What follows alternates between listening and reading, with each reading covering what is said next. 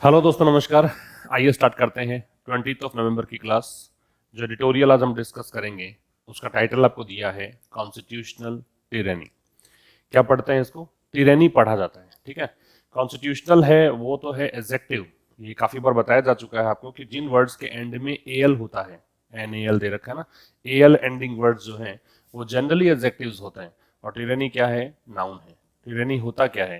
तानाशाही को बोलते हैं। और इंग्लिश में अगर आप इसे कहेंगे तो आप इसे कह सकते हैं डेस्पोटिज्म। क्या कहेंगे? डेस्पोटिज्म।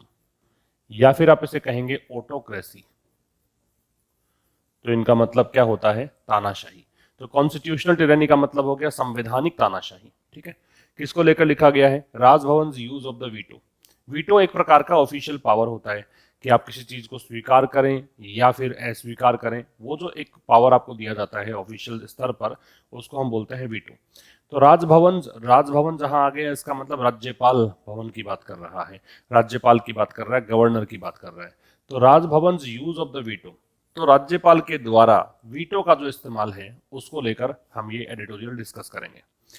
अब देखिए क्या रहा है कि गवर्नर्स रिजेक्टिंग बिल्स विदाउट कोज। गवर्नर्स जो रिजेक्ट कर रहे हैं बिल्स को बिना किसी कोज के, ठीक है। तो ये वैसे तो अपोस्ट्रोफे लगकर आना चाहिए था, गवर्नर्स रिजेक्टिंग बिल्स, क्योंकि ये जो काम है इनके द्वारा बिल्स को रिजेक्ट करना, इसकी बात ही कर रहा है, ठीक है ना। तो ये जो रिजेक्टिंग जो शब्द होगा इसके लिए आपको यहाँ पे एक जो क्रिया है वो दे रखी है अंडरमाइंस। ये इसकी वर्ब दे रखी है अंडरमाइंस। अब चूंकि ये हेडलाइन है इसलिए हम इसको ग्रामर इतना देखेंगे नहीं, अदरवाइज तो यहाँ पे पैटर्न जो है वो ये फॉलो होना चाहिए था कि यहाँ पे होना चाहिए था अपोस्ट्रोफे। तो इसकी वर्ब जो है, फिर रिजेक्टिंग जो है इसकी वर्ब अंडरमाइंस है। अंडरमाइन होता क्या है? अंडरमाइन का मतलब होता है वीकन, या फिर आप इसे कहेंगे इरोड। कमजोर करने को बोलते हैं क्या? अंडरमाइन। तो गवर्नर्स के द्वारा बिल्स को रिजेक्ट करना विदाउट कोज, बिना किसी कारण के। विदाउट प्रेपोजिशन है, कोज इसका ऑब्जेक्ट है, नाउन है। तो गवर्नर्स के द्वारा बिल्स को रिजेक्ट करना बिना किसी कारण के, ये कमजोर करता है किसको? Parliamentary democracy. पार्लियामेंट्री हो गया संसदीय, डेमोक्रेसी हो गया लोकतंत्र। पार्लियामेंट्री एडजेक्टिव है, डेमोक्रेसी नाउन है। तो गवर्नर्स के द्वारा बिल्स को रिजेक्ट करना और बिना किसी कारण के, ये संसदीय लोकतंत्र को क्या करता है? कमजोर बनाता है। तो ये हो गया इसका मतलब, इस हेडलाइन का मतलब। अब हम इसको विस्तार से पढ़ें तो क्या कहना चाह रहा है? Tamil Nadu governor R N Ravi's act of withholding assent to bills. Withhold जो है इसका मतलब होता है stop to give. Stop to give, देने से रोकना, ठीक है। असेंट जो है इसका मतलब होता है कंसेंट, या फिर आप इसे कहेंगे अग्रीमेंट। सहमति को बोलते हैं क्या? असेंट। असेंट नाउन है। अभी क्या कहना चाह रहा है? Tamil Nadu governor R N Ravi's act. Tamil Nadu के जो राज्यपाल हैं नाम है आर एन रवि, इनका जो कार्य है, ये जो अपोस्ट्रोफे लगता है ये कहलाता है जेनेटिव केस। कौन सा केस है? जेनेटिव केस है। ये संबंध कारक है। जिस शब्द के साथ अपोस्ट्रोफे लगता है वो नाउन होता है, और जो शब्द बाद में होता है वो भी नाउन होता है। तो एक्ट भी यहाँ पे नाउन है और रवि भी यहाँ पे नाउन है, आर एन रवि भी नाउन है। तो तमिलनाडु के गवर्नर आर एन रवि का जो कार्य है क्या? विदहोल्ड करने का। या आईएनजी क्यों आया? क्योंकि प्रपोजिशन लगा हुआ है इसलिए आईएनजी लग गया। तो रोकने का क्या? एसेंट, स्वीकृति। किसकी स्वीकृति? बिल्स को। जो बिल्स इनके सामने प्रस्तुत किए गए थे उन बिल्स को इन्होंने स्वीकार नहीं किया। कंसर्निंग, कंसर्निंग का मतलब है रिगार्डिंग। तो ये कौन से बिल हैं जो संबंधित है? किससे? यूनिवर्सिटीज, विश्वविद्यालयों से। इन द स्टेट, राज्य में। इज नथिंग, अब ये जो एक्ट है इसकी वर्ब है इज। ये और कुछ नहीं है बल्कि, बट है वो एक यहाँ प्रेपोजिशन का काम करेगा, मतलब इसके अलावा। एक्सेप्ट, ये प्रेपोजिशन है, इसका ऑब्जेक्ट लग रखा है। वैसे बट कंजंक्शन होता है, लेकिन बट के बाद अगर ऑब्जेक्ट हो दे रखा है तो ये मान लीजिए कि क्या है? ये एक प्रेपोजिशन है। किसके अलावा? ये संवैधानिक तानाशाही है, इसके अलावा और कुछ नहीं है, ठीक है। तो कह रहा है तमिलनाडु के गवर्नर आर एन रवि का जो कार्य है क्या? बिल्स को, जो बिल संबंधित है यूनिवर्सिटीज से, उन बिल्स को स्वीकृति नहीं देने का काम है। स्वीकृति रोकने का जो कार्य है ये और कुछ नहीं बल्कि संवैधानिक तानाशाही है, कॉन्स्टिट्यूशनल टिरानी है। It is gross abuse. It आ रहा है जो ये कार्य है इसके लिए, इसकी वर्ब है इज, ग्रोस एडजेक्टिव, इसका मतलब है टोटल या कंप्लीट। तो ये पूरी तरीके से क्या है, अब्यूज है। अब्यूज का मतलब यहाँ पे है दुरुपयोग, यूज का एंटोनिम दे रखा है। ये पूरी तरीके से क्या है, दुरुपयोग है किसका, पावर का। पावर कौन सा, जो ग्रांट किया गया है। ग्रांट का मतलब है प्रदान किया गया है, ठीक है। बाई द कॉन्स्टिट्यूशन, संविधान के द्वारा, टू गिव और रिफ्यूज असेंट, क्या क्या ये पावर है कि आप दे सकते हैं या इनकार कर सकते हैं, असेंट से मतलब स्वीकृति से, टू बिल्स, बिल्स को पास बाय लेजिस्लेचर, वो बिल्स जो कि पारित किए गए हैं, पास किए गए हैं किसके द्वारा, विधानमंडल के द्वारा। रिपीट कर रहा हूं, तो यह पूरी तरीके से दुरुपयोग है उस पावर का जो आपको संविधान ने दी है, किस लिए कि आप स्वीकृति दे भी सकते हैं, स्वीकृति से इनकार भी कर सकते हैं उन बिल्स को जो पारित किए गए हैं, जो पास किए गए हैं लेजिस्लेचर के द्वारा। इसका स्क्रीनशॉट आप ले लीजिए। आगे देखिए, फिर कह रहा है the grant of assent is a routine function of the titular head of state. Titular का मतलब है नाम मात्र का। टिट्यूलर क्या होता है, नाम मात्र का। जैसे भारत में अगर सभी राज्यों को मिलाकर बात करें, देश की बात करें, तो वहां पे टिट्यूलर हेड कौन है, प्रेसिडेंट। और राज्य के लिए यही टिट्यूलर हेड जो इकाई है वो कौन है, गवर्नर है। तो कह रहा है कि ग्रांट ऑफ असेंट, ग्रांट का मतलब है प्रदान करना, गिव, अवार्ड, ये होता है अवार्ड। ग्रांट मतलब प्रदान करने की क्रिया, गिविंग, ये मान लीजिए। तो जो गिविंग है या ग्रांट है असेंट की मतलब स्वीकृति की, इज, अब ये ग्रांट की वर्ब है इज, ये नाउन है क्योंकि सब्जेक्ट जो भी होता है वो नाउन या प्रोनाउन होता है, तो ये सब्जेक्ट बन रहा है यहाँ पे, इसी की वर्ब है। वर्ब जिसको देखकर लगती है वही तो सब्जेक्ट होता है, तो यहाँ पे असेंट क्या हो जाएगा, ये आपका सब्जेक्ट है। द यहाँ पे डिटर्मिनर है। तो जो असेंट की ग्रांट है मतलब जो स्वीकृति देने का जो काम है, इज अ रूटीन फंक्शन, ये एक दैनिक मतलब कहें कि रूटीन का काम है। ये तो एक दिनचर्या है कह सकते हो, एक प्रकार से रूटीन फंक्शन है, ये काम तो इनको करना ही होता है। Of the titular head of state, और किसका रूटीन फंक्शन है, जो नाम मात्र का हेड है स्टेट का, उसके लिए मतलब गवर्नर के लिए। And exceptional power to withhold it, और जो एक अपवाद स्वरूप आपको ताकत दी गई है, यहाँ पे ये नाउन हो गया और ये एडजेक्टिव है। एक्सेप्शनल का मतलब अपवाद स्वरूप, एक पावर मिली है आपको कि आप इसको रोक सकते हैं, है ना। इज नॉट, अब ये जो इज आ रहा है किसके लिए है, एक्सेप्शनल पावर के लिए। तो ये जो पावर है, ये इसका मतलब ये नहीं है कि आप इसको यूज करो। एक्सरसाइज का मतलब क्या होता है, यूज करना। अनरीजनेबली, अनरीजनेबली क्या होता है, अनरीजनेबली का मतलब होता है बिना किसी कारण के, अनुचित रूप से, ये मान लीजिए, ठीक है। तो कह रहा है कि आपका जो ये स्वीकृति आपको देनी ही होती है, ये जो गवर्नर है, जो नाम मात्र का हेड होता है राज्य का, उसके लिए रूटीन फंक्शन है। लेकिन जो आपको एक्सेप्शनल पावर दिया हुआ है इसको विदहोल्ड करने का, इसका मतलब ये नहीं है कि आप इसको अनरीजनेबली एक्सरसाइज करें, कि आप इसको अनुचित रूप से इसको यूज में लें। रेदर, इसकी बजाय, रेदर क्या होता है, इसकी बजाय। इनकम्बेंट्स इन राजभवन और to use this veto rarely. जो इनकम्बेंट्स हैं, इनकम्बेंट्स कौन होता है, इनकम्बेंट्स का मतलब होता है जो पद धारक है, ऑफिस बेयरर है। क्या कहोगे, ऑफिस बेयरर, या फिर आप इसे क्या कहोगे, इसे कहेंगे ऑफिस होल्डर, ऑफिस होल्डर, ठीक है। तो करें इसकी बजाय जो राजभवन में पदधारक होते हैं मतलब जो गवर्नर्स होते हैं, ओट टू यूज दिस वीटो, इस इन इनकम्बेंट्स को क्या करना चाहिए, ओट टू है मतलब ये एक प्रकार से शुड के अर्थ में आ रहा है, मॉडल होता है ओट टू पूरा, और ये एक शुड के अर्थ में आता है कि इनको यूज करना चाहिए, इस वीटो का, इस पावर का। रेयरली मतलब कभी कभार यूज करना चाहिए, दुर्लभ तरीके से, ऐसा नहीं रूटीन में आप यूज करने लग गए। एंड ओनली इन फ्लैग्रेंट इंस्टेंसेस, और कब यूज करना चाहिए, फ्लैग्रेंट का मतलब होता है ओबियस, जो बिल्कुल स्पष्ट है, और केवल उन्हीं उदाहरणों में यूज करना चाहिए। इंस्टेंसेस का मतलब एग्जाम्पल्स, इंस्टेंस क्या होता है, एग्जाम्पल्स, और ये नाउन है, ठीक है, और ये आपका एडजेक्टिव है। केवल उन्हीं स्पष्ट उदाहरणों में यूज करना चाहिए when basic constitutional values are at stake. At stake का मतलब होता है एट रिस्क, ठीक है ना। तो ये कह रहा है कि जब जो आधारभूत मूल जो संवैधानिक मूल्य हैं वो स्टेक पर हो, वो रिस्क में हो, केवल तभी यूज करना चाहिए, वरना यूज ही नहीं करना चाहिए, ठीक है। तो इसकी बजाय जो इनकम्बेंट्स हैं राजभवन में, जो भी गवर्नर बना हुआ होता है उस समय, उसको इस वीटो का इस्तेमाल रेयरली करना चाहिए, और केवल उन्हीं उदाहरणों में, उन्हीं स्पष्ट उदाहरणों में करना चाहिए जब बेसिक कॉन्स्टिट्यूशनल वैल्यूज जो हैं वो रिस्क में हो, मतलब उनमें खतरा हो, तभी करें, वरना इसका यूज नहीं करना चाहिए। इसका आप लीजिए स्क्रीनशॉट। आगे कह रहा है the bills for which mister Ravi has refused approval. अब जिस बिल के लिए मिस्टर रवि ने अप्रूवल रिफ्यूज किया है, डिसअप्रूव किया है, बिल को स्वीकृति नहीं दी है, अस्वीकृत कर दिया है, ठीक है, तो मिस्टर रवि की वर्ब तो हैज रिफ्यूज्ड है।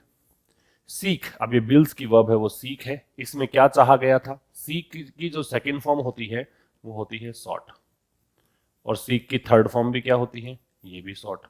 सीक सॉट सॉट, इसका मतलब क्या होता है, चाहना होता है, तलाशना होता है, मांगना होता है, ये सब इसके मतलब होते हैं, ठीक है। तो मिस्टर रवि के लिए जो बिल्स हैं, मिस्टर रवि ने जिन बिल्स को अप्रूवल के लिए मना कर दिया है, वो बिल्स जो हैं उनमें वास्तव में क्या डिमांड थी, उन बिल्स में ये चाहा गया था mainly to take away the governor's power, कि इसमें गवर्नर की ताकतों को, गवर्नर की जो पावर है उसको टेक अवे करें, मतलब उस ताकत को हम ले लें हाथ में, इनसे दूर कर दें। टेक अवे का मतलब दूर ले जाना, ठीक है। टू अपॉइंट वाइस चांसलर, और ये पावर है क्या कि वाइस चांसलर को अपॉइंट करने की power of universities, vice chancellor कहाँ के, विश्वविद्यालयों के। एंड वेस्ट इट, वेस्ट का मतलब होता है गिव पावर, और ये पावर किसको दे दें, गिव पावर, और ये पावर दें स्टेट गवर्नमेंट को। राज्य सरकार के पास शक्ति होनी चाहिए, इसके पास ये शक्ति नहीं होनी चाहिए, गवर्नर्स के पास ये ताकत नहीं होनी चाहिए, ठीक है। There is nothing in these bills for the governor to disapprove of. अब लेखक क्या कह रहा है, देखो देयर से स्टार्ट करते हैं तो इन्वर्जन लगता है, पहले क्रिया, इसके बाद ये सब्जेक्ट। नथिंग ये सब्जेक्ट है, नथिंग प्रोनाउन है, इज है ये इसकी वर्ब है, देयर एडवर्ब है, और देयर से स्टार्ट हम करते हैं तो इन्वर्जन लगाते हैं, पहले क्रिया लगाते हैं उसके बाद सब्जेक्ट लगाते हैं। तो इन बिल्स में ऐसा कुछ नहीं है गवर्नर के लिए कि गवर्नर इसको डिसअप्रूव करे। डिसअप्रूव मतलब अस्वीकृत कर दे, अप्रूव का ऑपोजिट है डिसअप्रूव, ठीक है। तो ये कह रहा है कि ऐसा कुछ है ही नहीं इन बिल्स में कि गवर्नर इसको अस्वीकृत कर दे। दीज है वो डेमोन्स्ट्रेटिव एडजेक्टिव है यहाँ पे, दिस दैट दीज दोज, ये चारों ही शब्द क्या होते हैं, डेमोन्स्ट्रेटिव एडजेक्टिव होते हैं, और बिल्स है वो यहाँ पे क्या है, नाउन है, ठीक है। तो ऐसा कुछ है नहीं इन बिल्स में कि जिनको गवर्नर क्या कर दे, डिसअप्रूव कर दे, अस्वीकृत कर दे। सेव, देखिए ये सेव जो है ये प्रेपोजिशन है, क्योंकि इसके बाद इसका ऑब्जेक्ट लग रहा है, और जब सेव प्रेपोजिशन होता है तो इसका मतलब होता है एक्सेप्ट या बारिंग, मतलब के अलावा। हमने सेव का मतलब पढ़ा हुआ है बचाना, या फिर पढ़ा हुआ है बचत, सेविंग्स जो होती है, लेकिन ये सेव जो है वो प्रेपोजिशन है, इसका मतलब क्या है, के अलावा, ठीक है। केवल एक ही चीज है, अ वेस्टेड इंटरेस्ट, तो इसमें केवल यही है कि निहित शक्तियां, वेस्टेड मतलब निहित हित, इंटरेस्ट मतलब हित, to retain the powers, retain का मतलब होता है मेंटेन, बनाए रखना, पावर्स मतलब जो ताकत है, कन्फर्ड ऑन हिम, जो उसको मिली है। कन्फर का मतलब यहाँ पे क्या है, कन्फर का मतलब यहाँ पे ऐसे मान लो गिव है या अकॉर्ड है, प्रदान करना। जो पावर दी गई है गवर्नर को, कन्फर के साथ ऑन लगता है, in his capacity as chancellor, ये कैपेसिटी जो है ये एक प्रकार से ऐसे मानिए पद, जो गवर्नर का पद है और इस पद को जो ताकत मिली है, ठीक है, वो बनाए रखना चाहते हैं, इसके अलावा और कोई कारण है नहीं। लेखक का कहना ये है कि इन बिल्स को अस्वीकार करने के पीछे और कोई कारण नहीं है, बल्कि एक ही कारण है कि गवर्नर चाहते हैं कि उनको एक चांसलर के रूप में जो पावर दी गई है वो पावर ये बना के रखना चाहते हैं, अपने पास रखना चाहते हैं, नहीं चाहते कि राज्य सरकार के पास पावर चली जाए। बाकी इन बिल्स में ऐसी कोई खामी है नहीं, इसका स्क्रीनशॉट ले सकते हैं आप। फिर rejection of the bills appears, ये अपीयर्स जो है रिजेक्शन के लिए आ रहा है। ये जो बिल्स का रिजेक्शन है ये ऐसा लगता है to be a cantankerous response. Cantankerous वैसे तो होता है झगड़ालू, लेकिन यहां कैंटन कैरस का मतलब है ऑब्स्ट्रक्टिव, रुकावट डालने वाला, बाधाकारी, unwilling to accept, unwilling to accept, स्वीकार करने के लिए अनिच्छुक, या फिर बाधाकारी, बाध्यकारी। तो जो बिल्स का रिजेक्शन है, ये रिजेक्शन की वर्ब है अपीयर्स, रिजेक्शन यहाँ पे नाउन है, डिटरमिनर है।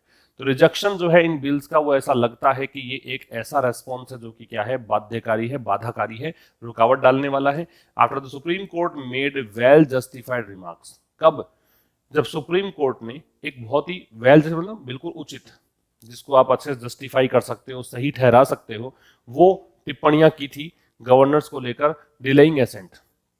और ये टिप्पणी ये थी कि गवर्नर जो हैं वो असेंट को जो एक स्वीकृति देनी होती है उसमें डिले कर रहे हैं, to bills pending with them, उन बिल्स के लिए जो उनके पास पेंडिंग है, ठीक है। तो कह रहा है कि जो रिजेक्शन है बिल्स का वो ऐसा लगता है कि कैंटनकरस रेस्पॉन्स है। ये एक ऐसी मतलब कह सकते हो कि ये एक प्रतिक्रिया है जो बाध्यकारी है, बाधाकारी है, ठीक है। किसके बाद, जब सुप्रीम कोर्ट ने एक बिल्कुल सही रिमार्क टिप्पणियां की थी, क्या, किसको लेकर कि गवर्नर जो हैं वो बिल्स को स्वीकार करने में देरी कर रहे हैं, जो बिल्स पेंडिंग पड़े हैं उनके पास। On its part the DMK government, on its part का मतलब है अपनी तरफ से, जो डीएमके सरकार तमिलनाडु में है उन्होंने क्या किया, क्विकली, तुरंत या बहुत जल्दी कन्वीन किया। कन्वीन का मतलब होता है call for meeting, call for meeting. Convene का मतलब क्या है, कॉल फॉर मीटिंग, मतलब कहें कि इकट्ठा करना, एकत्रित करना, मीटिंग के लिए एकत्रित करना, इसको बोलते हैं क्या, कन्वीन। तो अपनी तरफ से डीएमके गवर्नमेंट ने तुरंत ही क्या किया, एक स्पेशल सेशन बुलाया, एक विशेष सत्र बुलाया ऑफ द असेंबली, असेंबली का, and adopted the same bills again, और एक बार फिर से उन बिल्स को अडॉप्ट कर लिया, ठीक है। तो फिर देखिए अपनी तरफ से डीएमके गवर्नमेंट ने क्या किया, एक विशेष सत्र बुलाया असेंबली का और वही बिल वापस से अडॉप्ट किया। इसका स्क्रीनशॉट लीजिए आप। और फिर कह रहा है द क्वेश्चन अराइजेज, अब प्रश्न ये उठता है, अराइज का मतलब उठना, ठीक है। प्रश्न ये उठता है, क्वेश्चन की वर्ब अराइजेज है, whether it was under the belief, कि क्या इनको ये विश्वास था, क्या ये इस विश्वास के तहत किया गया, that the governor is bound to grant assent, कि गवर्नर तो मजबूर है, बाउंड टू का मतलब सर्टेन है, निश्चित रूप से करना ही पड़ेगा, कि गवर्नर को तो स्वीकृति देनी ही पड़ेगी। इफ द सेम बिल्स वर रिकंसीडर्ड, यदि इन बिल्स को फिर से रिकंसीडर किया जाए, ये आपका कंडीशनल सेंटेंस है, इसलिए देखो इफ के साथ यहाँ वर आ रहा है।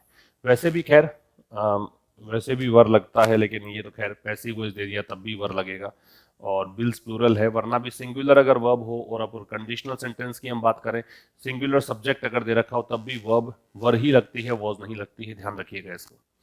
तो कह रहा है यदि इन्हीं बिल्स को रिकंसीडर किया जाए, वापस से इन पर विचार किया जाए, एंड पास्ड, और फिर से पारित कर दिया जाए, अगेन फिर से बाय द हाउस सदन के द्वारा। तो यदि वही बिल्स को फिर से मतलब इनका अवलोकन किया जाए, इन पर विचार विमर्श किया जाए और इनको एक बार फिर से पारित कर दिया जाए हाउस के द्वारा, ये कहा गया, तो क्वेश्चन उठता है कि क्या ये इस विश्वास के तहत किया गया कि गवर्नर को स्वीकृति देनी ही पड़ेगी, यदि हम ऐसा करें, कैसे करें, कि यदि हम इन बिल्स को रिकंसिडर करें और इस हाउस के द्वारा ये पारित कर दिया जाए तो गवर्नर को स्वीकृति देनी ही पड़ेगी। इसलिए डीएम के जो गवर्नमेंट है उसने ऐसा किया कि उन्होंने एक विशेष सत्र बुला लिया इस बिल को रिकंसिडर करने के लिए। तो ये था आज के इस एडिटोरियल में। इसका स्क्रीन पीडीएफ और जो वर्ड लिस्ट है वो आपको प्राप्त हो जाएगी टेलीग्राम चैनल आशीष क्लासेस से, वहाँ से कलेक्ट करने। और एक अपना एक कोर्स चल रहा है नया, एक RAS मेंस को ध्यान में रखते हुए एक अपने क्लासेस लगा रखी हैं, तो शाम को 5:30 बजे लाइव उस क्लास से जुड़ सकते हैं आप। अभी तक 25 क्लासेस वहाँ पे हो चुकी हैं, आज क्लास नंबर 26 रहेगी, तो वहाँ पर आप जुड़ सकते हैं उन क्लासेस से। उन क्लासेस का आपको रिकॉर्डेड मतलब जो लेक्चर्स हैं वो भी एक्सेस मिलेगा, तो रिकॉर्डेड भी देख सकते हैं, शाम को 5:30 बजे लाइव भी जुड़ सकते हैं, और उनका पीडीएफ भी आपको प्राप्त हो जाता है साथ साथ में। तो वहाँ पे वो क्लासेस उन सभी के लिए उपयोगी है जो RAS मेंस की तैयारी या तो कर रहे हैं, या फिर RAS अभी स्टार्ट किया है तैयारी करना, या फिर उन बच्चों के लिए जो कि एप्लीकेशन राइटिंग करना चाहते हैं, या पैराग्राफ राइटिंग करना चाहते हैं, या ट्रांसलेशन सीखना चाहते हैं, उन सभी के लिए सारे उपयोगी है। ठीक है, तो ये था आज के सेशन में। मुलाकात होगी अब कल एक नए सेशन के साथ, ठीक शाम 5:30 बजे, 5 बजे। तब तक के लिए नमस्कार, थैंक यू वेरी मच।